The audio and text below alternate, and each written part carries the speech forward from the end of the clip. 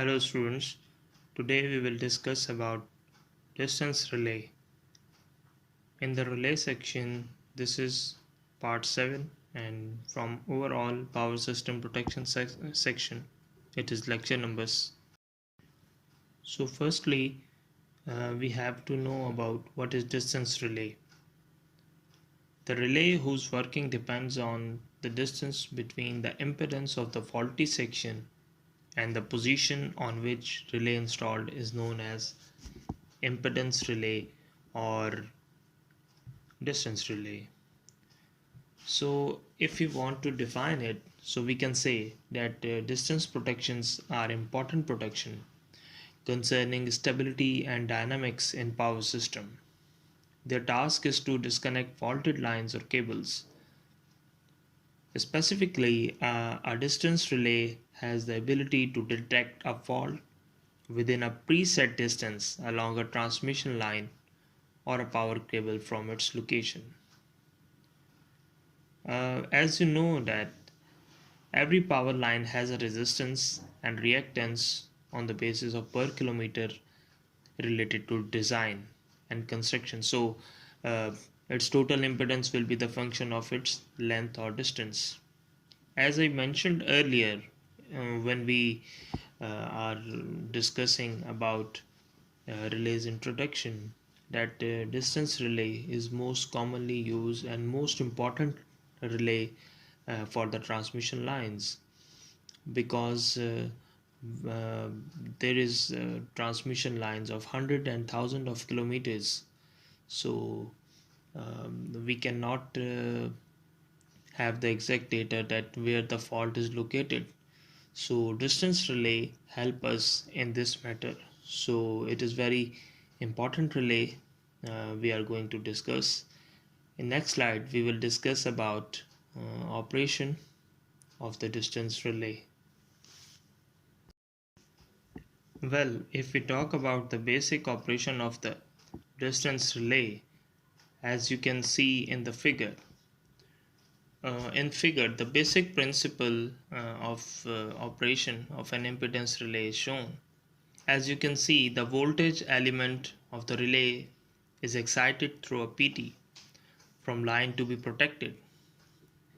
The current element of the relay is excited from a CT in series with the line, and in our CTs and PT lecture we discuss in detail why we installed CTs and PT.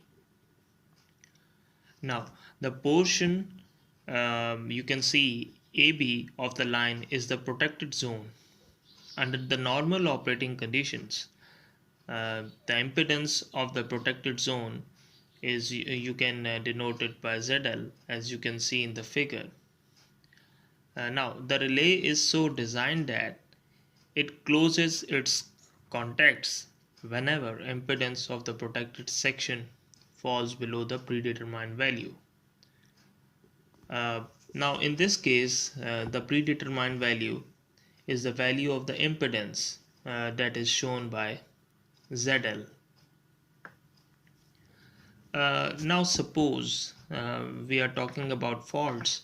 So in the diagram there is clearly you can see there are two faults that is shown by F1 and F2.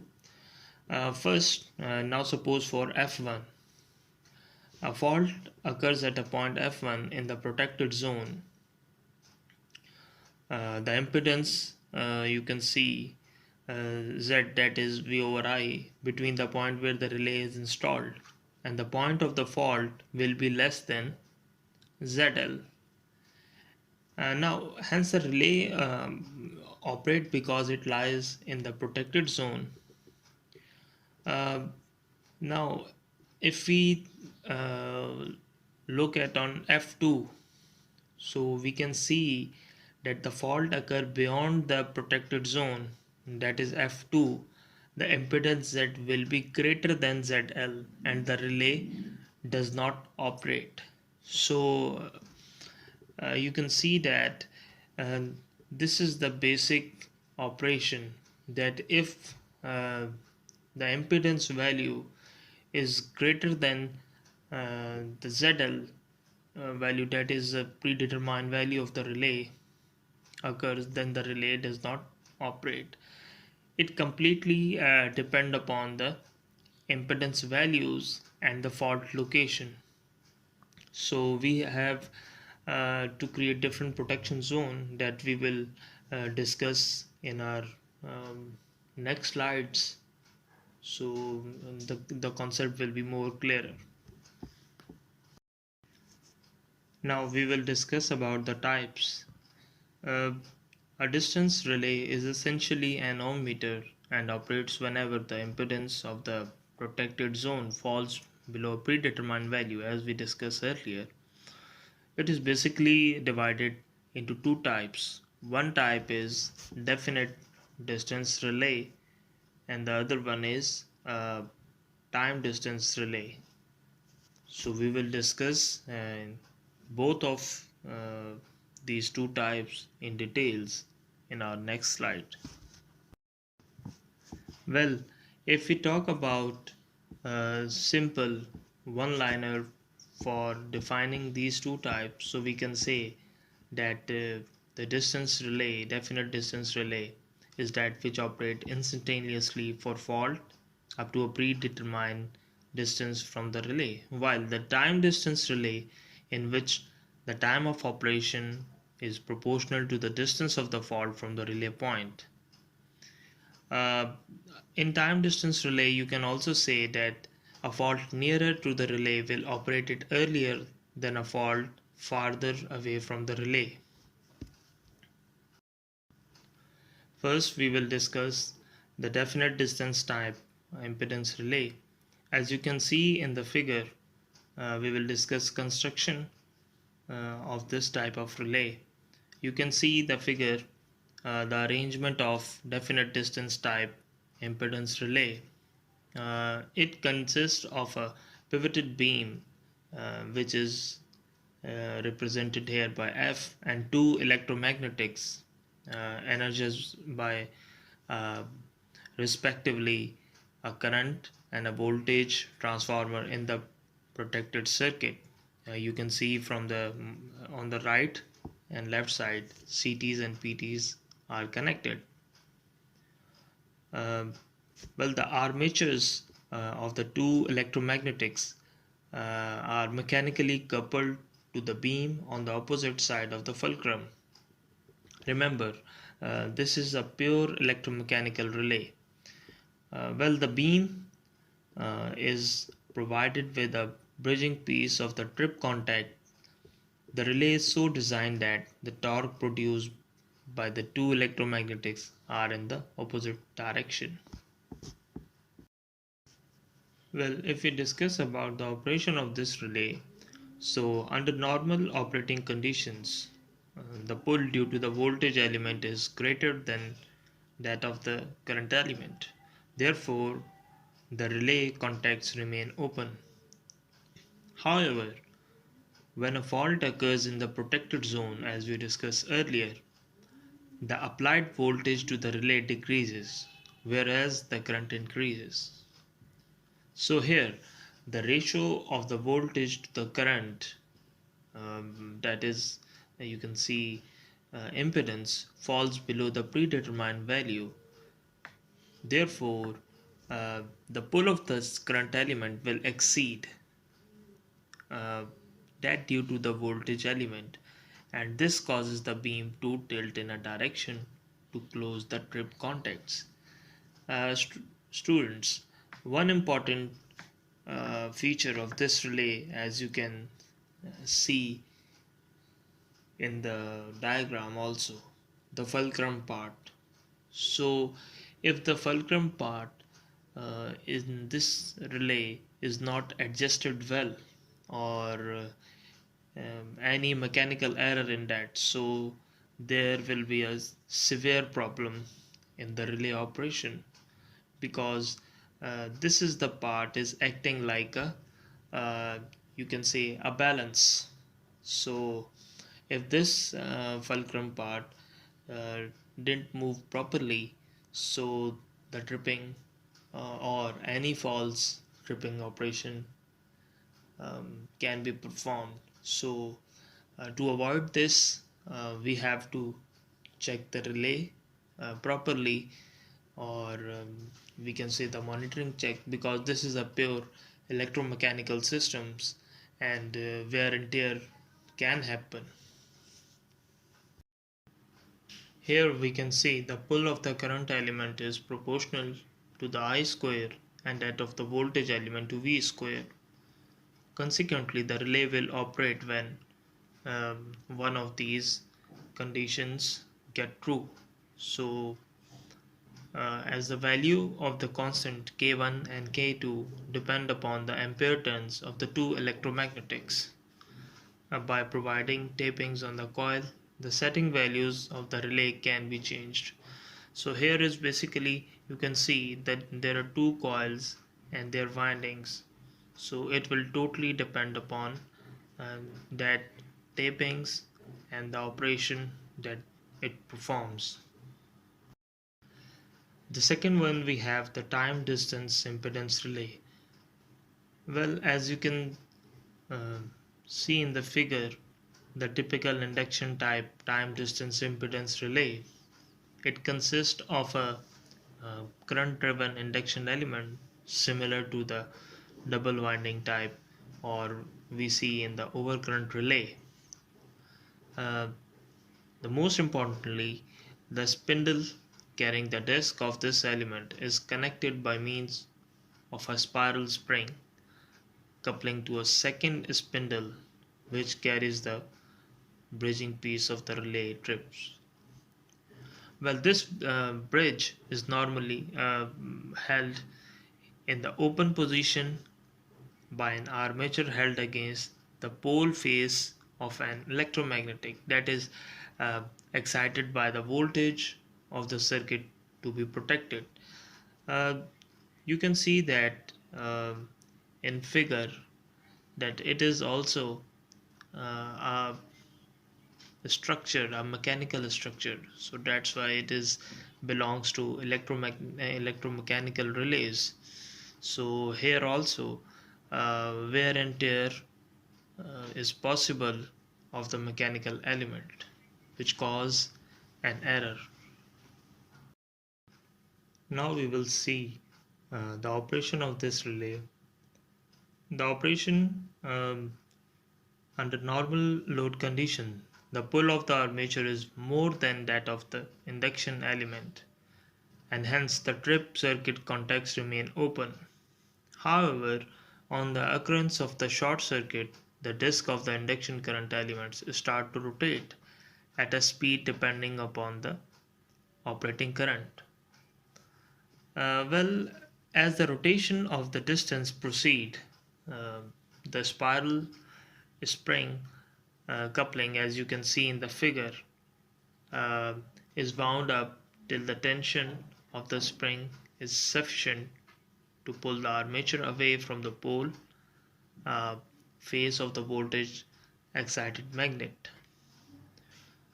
So after this, immediately when this occurs, the spindle carrying the armature and bridging piece moves rapidly in response to the tension of the spring and trips um, contacts. So by this, the contacts get closed. Well, this process opens the circuit breaker to isolate the faulty section, because the relay sends signal to the CBs. Well, the most important thing we have to look at upon that, the speed of the rotation of the disk is very important. So in this case, the speed of rotation of the disk is approximately proportional to the operating current. So basically this is electromechanical relay, um, but we are neglecting the effect of control spring. Also, the time of operation of the relay is directly proportional to the pull of the voltage excited magnet, that is the line voltage at this point where the relay is connected. So uh, as we can see uh, that it is a time-based relay, but it is also a very much important impact of the mechanical system. So we have to take care of that mechanical part, uh, so we can see a proper operation of this distance relay, because in our system most of the relays are of electromechanical type, so we have to take care of them for the proper operation that is to be performed. If we see mathematically that a time distance impedance relay which automatically adjusts its operating time according to the distance of the relay from the fault point, so we can say that the operating time, that is T, is directly proportional to the V over I, that is impedance or distance. So it is a very simple relation. Well, the distance relay, for a pure operation, the system is to divide it into the three zones of protection. Now, what is that three zones of protection? We will discuss in our next slide. As we discussed in the lecture earlier, that the distance relay is used in the transmission lines, and we also discussed that the transmission lines are of hundred of kilometers long length.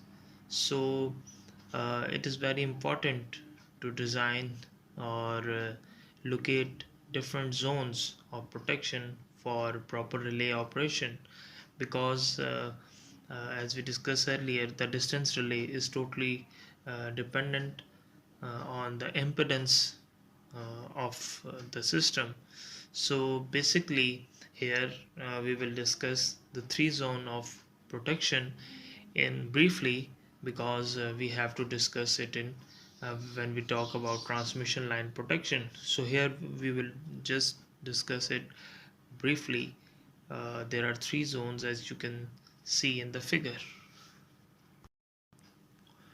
Well, if we talk about zone 1, the electromechanical protection relays typically have a reach setting up to 80% of the protected line, that is protected line transmission line impedance. Uh, you can also say that for uh, digital or numerical relays, this setting may be up to 85%. Uh, the important thing for this zone 1, we have that why the setting is the 80% of the total length. Uh, this is important question. So we can say that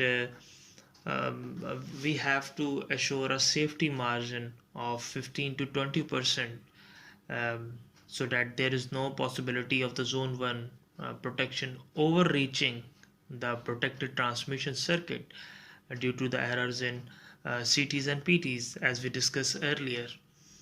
The inaccuracies in transmission line impedance information giving for setting needs and errors of the protection relay setting and measurements.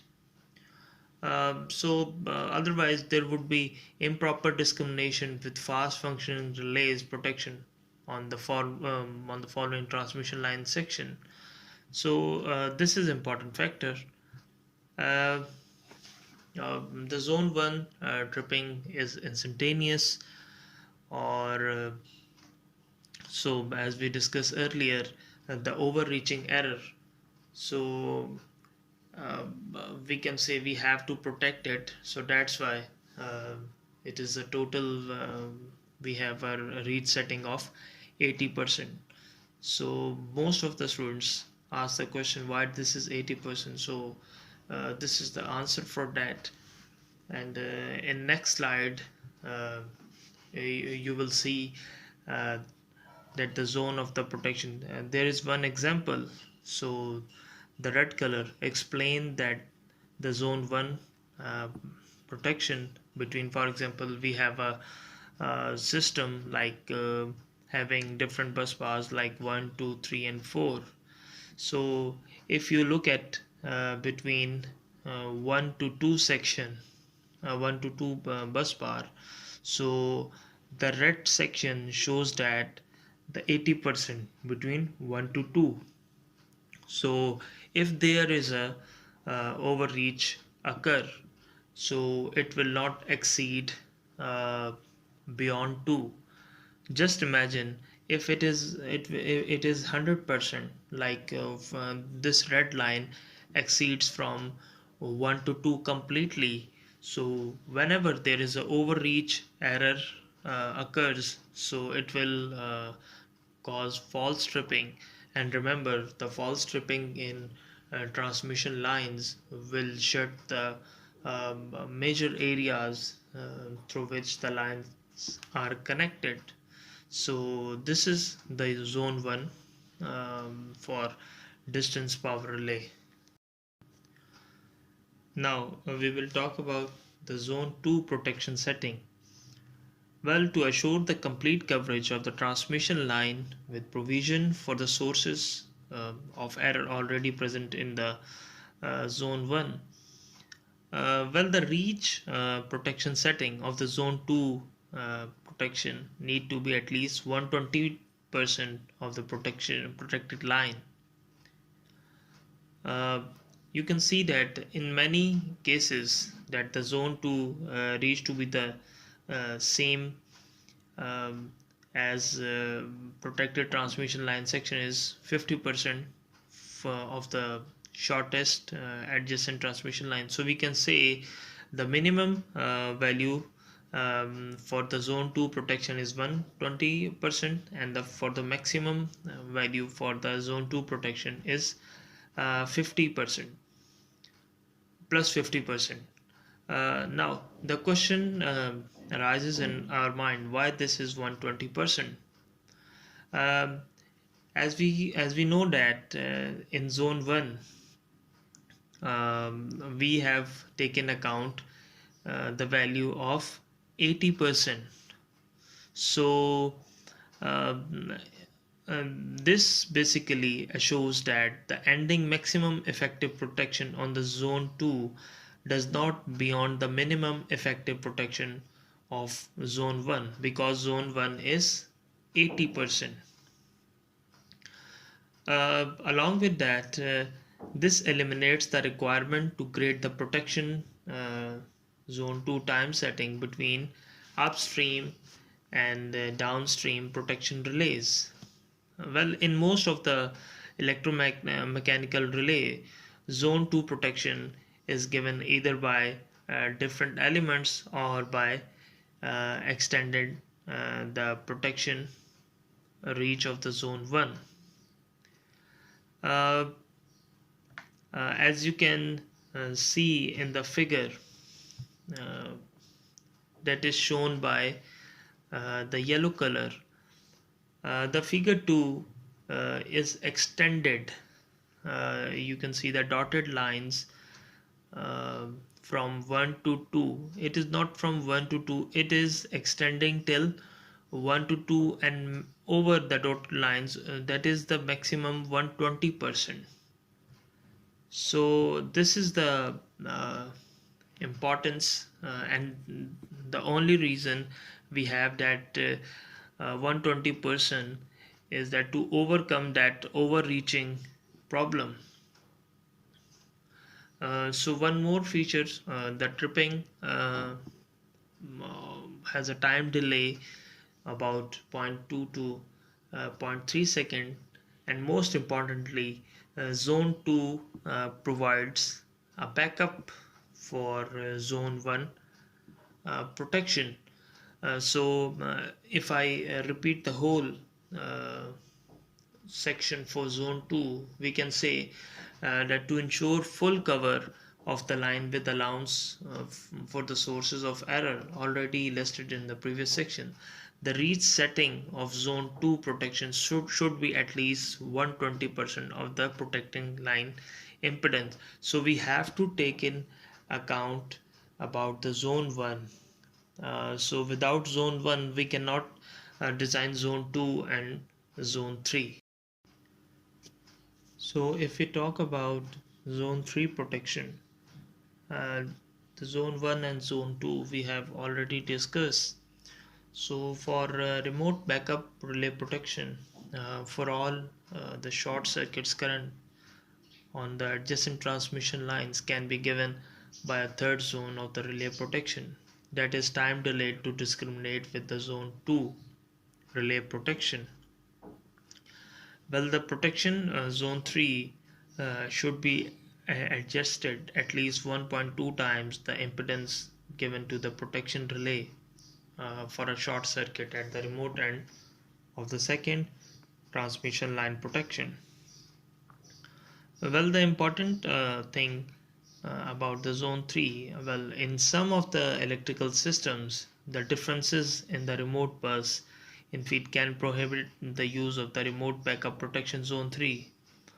But for the radial distribution electrical system with single and in feed, there should be no problems.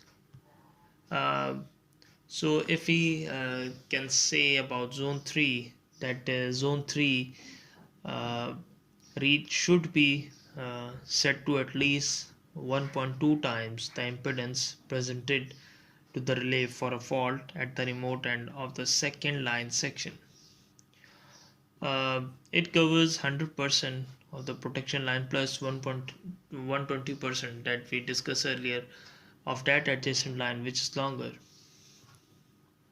The tripping delay is zero point 0.4 to 1 second. Along with that, it basically provides backup protection to the zone 2. As you can see in the figure, from the green line, from the green circle that is mentioned, you can see that it covers the 1, 2, 3 and 4, the complete 4 buses. So we can say that this is also a cascaded protection system. As we see earlier, the zone 1 that is depicting uh, red rectangular shape, the zone 2 that is uh, the yellow shape, and the zone 3 uh, you can see in the black dotted line also, that is the zone 3. It protects 1, 2, 3, 4, all the 4 buses. You can see that there's a back-to-back protection provided by the complete system.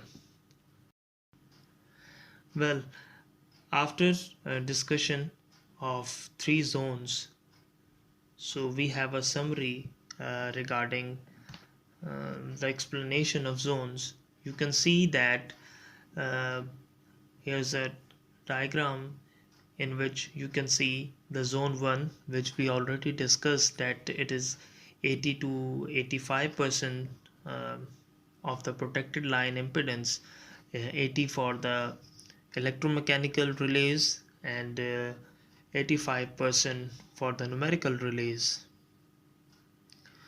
that you can see in the diagram is red line.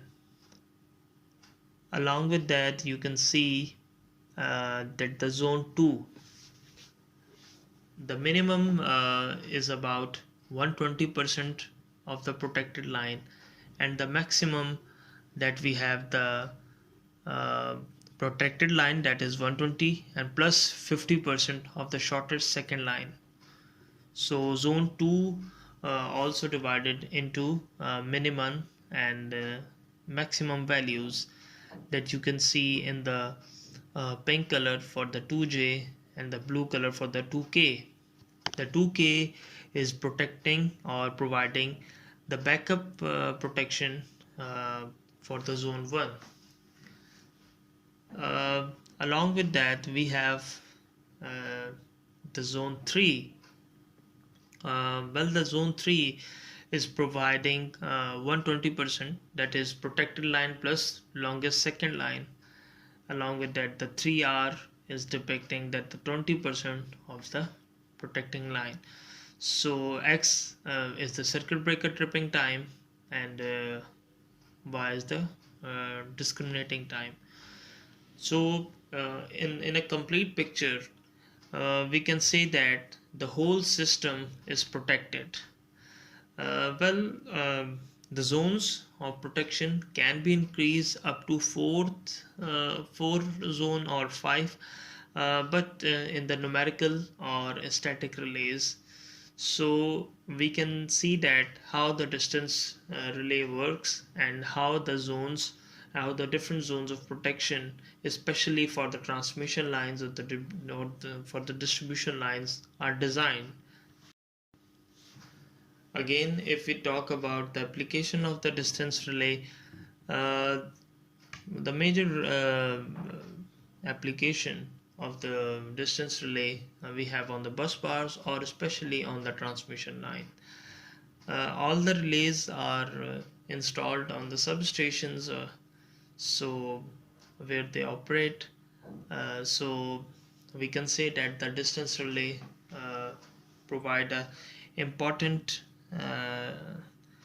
section on distance protection, because we can see the transmission lines are far away, sometimes far away from the cities, or it will travel from the generating station to substation, grid stations, and much more. So the error rate for these distance relay must need to be measured properly, because it will show you the fault location also, uh, that where the fault occurs. So this is very important relay. We will discuss completely about when we talk about the transmission line protection in our upcoming lectures. So we have that's all from the distance relay section. Uh, Thank you very much.